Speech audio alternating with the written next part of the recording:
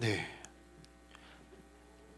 여러분 말씀을 시작하기에 앞서서 한 가지 좀 죄송한 양해의 말씀을 드리는데 사실 오늘 청년부 설교를 주보에 보면 느헤미야 본문으로 한 절반 정도 준비했는데 제가 금요일이랑 오늘 아침 일부랑 중고등부랑 또 내일 새벽 예배 설교가 갑자기 다 몰려와서 청년부 마무리를 잘 못했어요. 그래서 정말 죄송하지만 제가 중고등부 대상으로 준비한 설교거든요. 오늘 중고등부에서 한 설교인데 한 번만 이렇게 진행을 하겠습니다. 그래서 조금 나는 어리다 이런 생각 마음을 가지고 말씀을 잘 나눠주시면 감사하겠습니다. 마태복음 1장 21절 말씀인데요. 네, 제가 읽도록 하겠습니다. 아들을 낳으리니 이름을 예수라 하라. 이는 그가 자기 백성을 그들의 죄에서 구원할 자이심이라 하니라. 아멘. 네, 여러분, 우리는 저마다 행복과 즐거움을 추구하면서 살아갑니다. 여러분은 어떤 것을 통해 행복을 추구하시나요? 여러분은 어떤 것을 통해 여러분의 마음의 즐거움을 채우시나요? 여러 가지가 있을 수 있을 것 같아요. 맛있는 거 먹는 것이 나의 즐거움입니다. 나는 좋은 친구들을 만나서 수다 떠는 것이 나의 즐거움입니다. 아니면 나는 게임하는 것이 나의 즐거움입니다. 아니면 나는 유튜브 보고 드라마 보는 것이 나의 즐거움입니다. 또 여러 가지가 있을 수 있겠죠. 특별히 오늘날 우리가 살아가는 시대는 정말 이러한 즉각적인 즐거움을 주는 것이 너무 많은 시대인 것 같아요. 그렇지 않나요?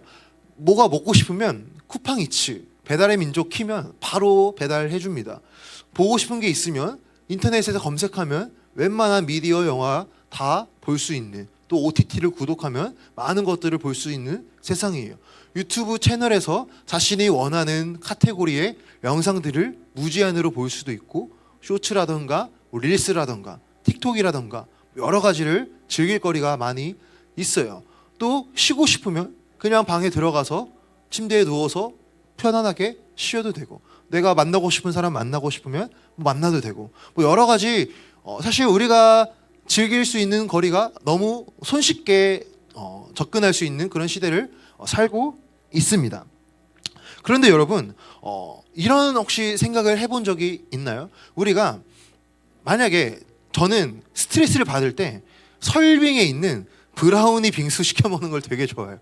스트레스 받을 때 그 빙수를 먹으면 막 업무를 할 힘이 나고 막 과제를 할 힘이 나고 그렇습니다. 그런데 그것을 의존해서 제가 먹다 보면 먹는 시간에는 되게 잠깐 기분이 좋은데 사실 끝나면 다 먹으면 한 30분만 지나가도 사실 먹을 때 내가 누렸던 그런 즐거움이 지속되는 것 같지가 않습니다. 또는 내가 잠깐 쉬는 시간이 났을 때 유튜브나 영상을 볼 수가 있겠죠. 그런 걸 볼 때 잠깐은 재미있을 수가 있어요. 자, 그런데 만약에 내가 한 5분만 쉬려고 누워서 핸드폰을 딱 들었는데 막 시간이 지나고 보니까 30분이 지났다던가 1시간이 지났다던가 그런 경험을 혹시 해보신 적 있으십니까? 저는 그런 경험 해본 적 있어요. 자, 그렇게 했을 때 막상 그 잠깐 쉬는 시간 동안에 그런 걸 봤을 때는 재미가 있을 수 있는데 사실 다 하고 뒤돌아서면 나 지금 뭐 했지? 뭔가 되게 찜찜한 마음이 들고 뭔가 되게 시간을 제대로 안 사용한 것 같고 뭔가 되게 열심히 안 산 것 같은 그런 마음, 무언가 그냥 자극적이고 도파민을 올려줄 수 있는 그런 영상을 계속 봤지만 정작 다 지나고 나면 내 마음에 진짜 행복이라던가 내 마음에 진짜 어떤 기쁨이 남아있는 경우가 사실은 별로 없었던 것 같아요. 제가 중학생 때 경험했던 일인데 제가 중학교 2학년 때까지 진짜 컴퓨터 게임 되게 많이 했거든요. 근데 저는 아무튼 서든어택이란 걸 되게 좋아했었습니다. 자, 아무튼 제가 친구를 만나서 한 4-5시간 정도 PC방에서 게임을 하고 집으로 돌아오는 길이었어요. 집으로 돌아오는데 갑자기 나도 모르게 내 마음 가운데 굉장히 현타가 되게 세게 왔어요. 나 뭐 한 거지? 나 오늘 하루 뭐 하면서 보냈지? 나 오늘 하루 잘 살았나? 이런 뭔가 말로 표현할 수 없는 그런 되게 채워지지 않는 그런 마음이 굉장히 들었습니다. 혹시 이런 것을 경험해 보신 적이 작든 크든 있으신지 모르겠어요. 저는 그런 경험이 있었습니다. 그럼 만약에 상상을 해봅시다. 만약에 어떤 한 사람이 쉬는 날을 맞이해서 좋다. 오늘은 하루 쉬는 날이니까 내가 오늘은 그냥 편하게 쉬어보자 해서 아침부터 누워서 그냥 침대에서 하루 종일 유튜브 보고 하루 종일 게임하고 하루 종일 먹고 싶으면 시켜 먹고 집에 있는 거 먹고 잠 오면 자고 그렇게 하루를 다 보내고 밤이 되었다고 해봅시다. 그렇게 오늘 하루를 뒤돌아볼 때 그 사람의 마음에는 어떤 마음이 남을까요? 제가 상상해 보았을 때 사실 무언가 되게 쾌적하고 보람찬 마음보다는 찝찝하고 오늘 하루를 뭔가 날렸다 뭐 이러한 마음, 뭔가 모를 채워지지 않는 마음이 남아 있을 것 같습니다. 왜 그럴까요? 왜? 한번 생각해 봅시다. 왜 내가 재밌다고 생각했던 것들을 하루 종일 했는데, 내가 즐거움을 누린다고 생각했던 것들을 하루 종일 했는데 왜 아무리 그것을 많이 해도 우리 마음이 뭔가 채워지지 않을까요? 성경을 보면 하나님께서 사람이란 존재를 만드실 때 사람이 어떠한 이런 것을 통해서도 어떠한 즐거움을 느낄 수 있지만 사실 하나님께서는 조금 더 깊은 차원의 즐거움과 행복을 누리도록 우리를 설계하셨어요. 그 깊은 차원은 무엇이냐면 관계 안에서의 행복이에요.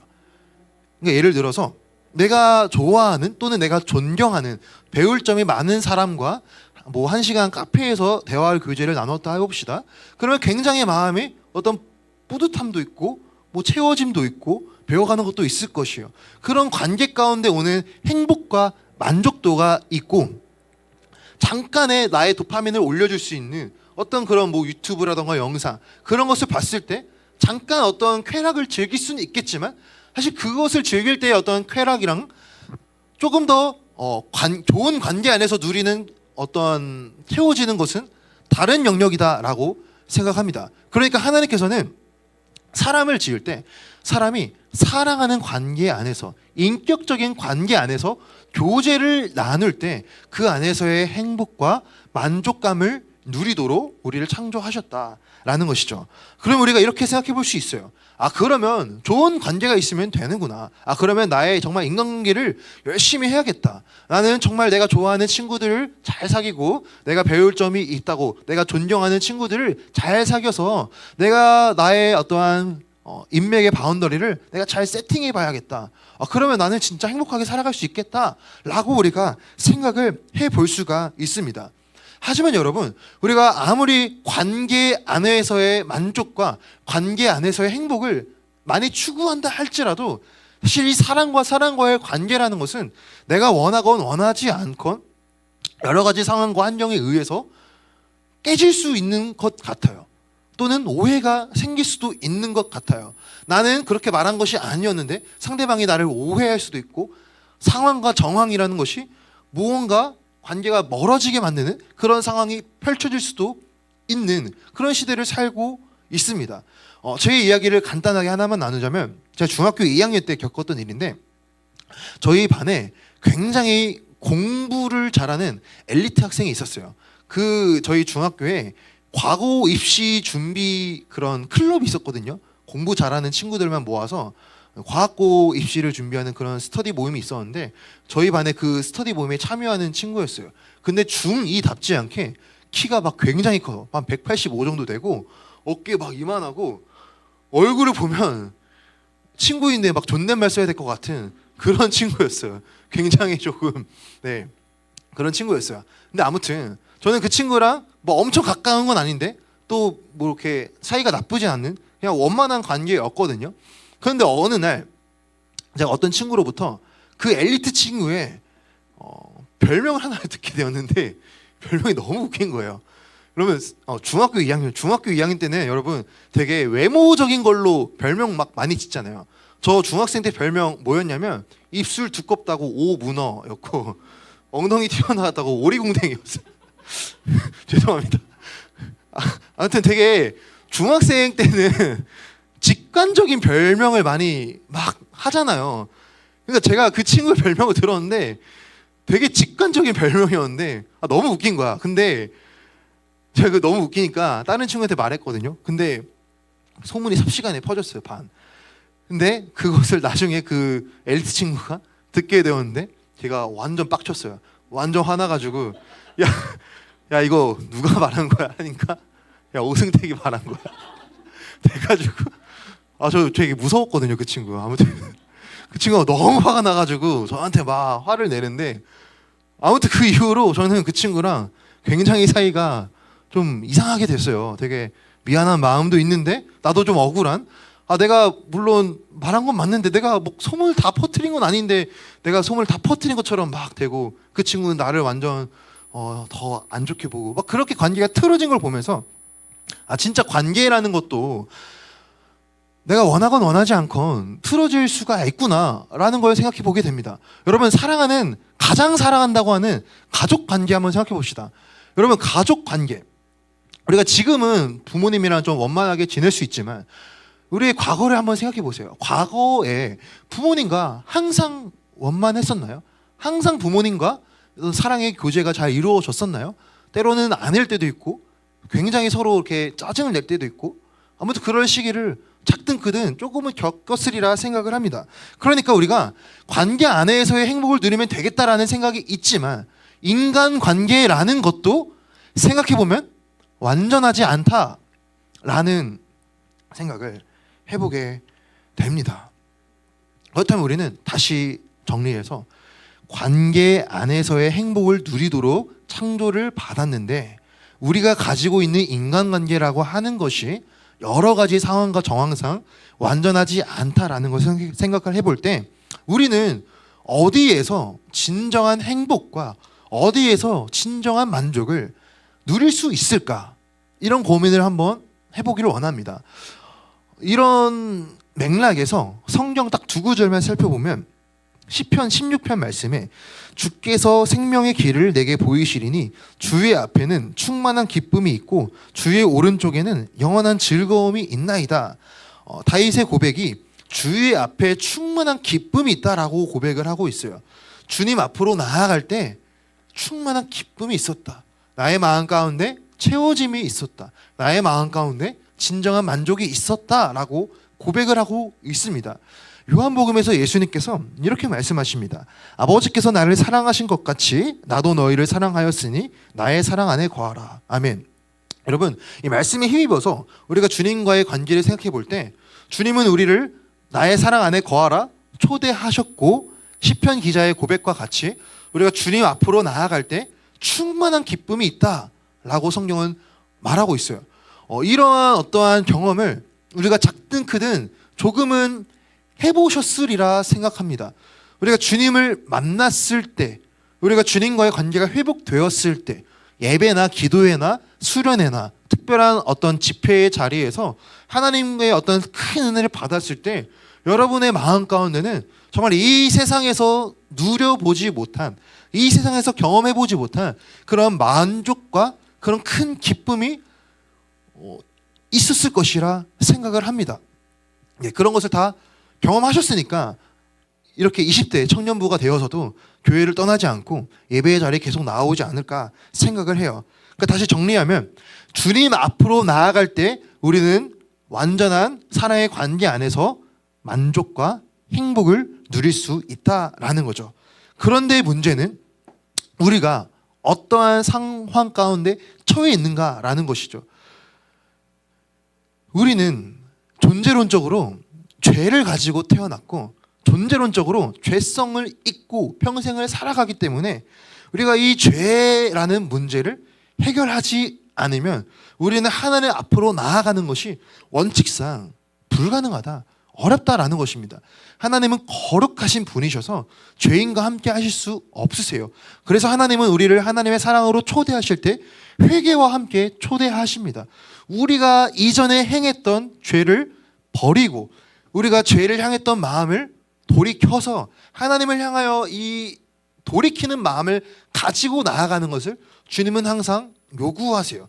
그러니까 우리가 주님 앞으로 나아가려고 한다면 우리 마음 가운데는 반드시 회개함이 필요하다라는 것이죠. 바로 이것을 위해 예수님께서 이 땅에 오셨습니다. 우리는 아무리 어떠한 것을, 세상에 어떠한 것을 다 가진다 하더라도 우리 마음 가운데 있는 죄의 문제를 해결할 수가 없어요. 아무리 많은 봉사활동을 한다 할지라도 사람 안에 있는 악한 본성이 바뀌질 않아요. 여러분, 우리는 의식적으로 우리의 겉모습을 포장할 수 있습니다. 의식적으로 선행을 할 수 있고 의식적으로 좋은 이미지를 쌓으려고 노력할 수 있지만, 뒤돌아서서 나의 마음을 진짜 곰곰이 살펴볼 때 우리 마음 가운데는 남에게 말하지 못할 민망한 마음이 있을 수도 있고, 누군가를 미워하는 마음이 있을 수 있고, 부끄러운 마음이 있는 그런 우리 자신을 본단 말이죠. 그러니까 이 마음의 죄의 문제, 하나님과의 멀어진 죄의 문제는 절대로 우리의 힘으로 해결할 수 없다라는 것입니다. 오늘 본문을 다시 보면 마태복음 1장 21절에 아들을 낳으리니 이름을 예수라 하라. 이는 그가 자기 백성을 그들의 죄에서 구원할 자의심이라 하니라. 아멘. 예수님께서 왜 오셨냐? 예수님은 이 죄의 문제를 해결해 주시기 위해 이 땅에 오셨습니다. 저와 여러분 사이에 있는, 저와 여러분 안에 있는 모든 죄의 문제, 나와 하나님 사이에 있는 모든 죄의 장벽, 죄의 담을 허물어 주시고 잃어버렸던, 단절되어진 하나님과의 관계를 회복시키기 위해 예수님께서 이 땅에 오셨다라는 것이죠. 그래서 우리가 본질상 우리는 예수님을 만나야지만 하나님께서 주시는 진정한 행복을 누릴 수 있습니다. 저도 중학교 3학년 때 주님의 은혜를 크게 경험했는데, 그때 경험한, 또 신앙생활하면서 누린 하나님의 은혜가 정말 이 세상의 어떠한 만족과 행복보다 크다라는 그런 마음이 들어요. 여러분들도 공감하시고 동의하시리라 생각합니다. 여러분, 예수님 안에서 누리는 행복과 만족이 진짜 행복이고 진짜 만족이고, 그것만이 우리의 삶의 의미를 불어넣어주고 우리 삶의 공허한 마음을 채워주고 우리 삶에 무언가 채워지지 않는 찝찝한 마음을 해결해 줄 수 있습니다.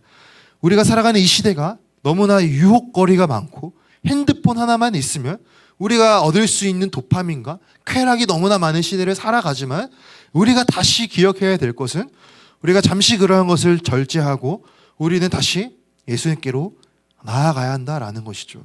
우리가 다시 주님께로 나아갈 때, 우리가 다시 주님을 구할 때, 우리 삶 가운데 하나님의 은혜를 간구할 때 우리는 진정으로 하나님이 주시는 은혜를 회복할 수 있습니다. 기도 준비해 주시고 오늘 우리가 기도하면서 이 마음을 회복할 수 있게 해달라고. 여러분, 사실 방금 설교한 내용 여러분 다 알고 있는 내용일 것이라 생각합니다. 알지만 안 되는 부분들 우리가 기도로 하나님의 도우심을 구합시다. 내가 지금 어디에서 행복을 찾고 있는지 나를 돌아보기를 원합니다. 하나님, 내가 하나님을 떠나서 행복을 찾고 있습니까?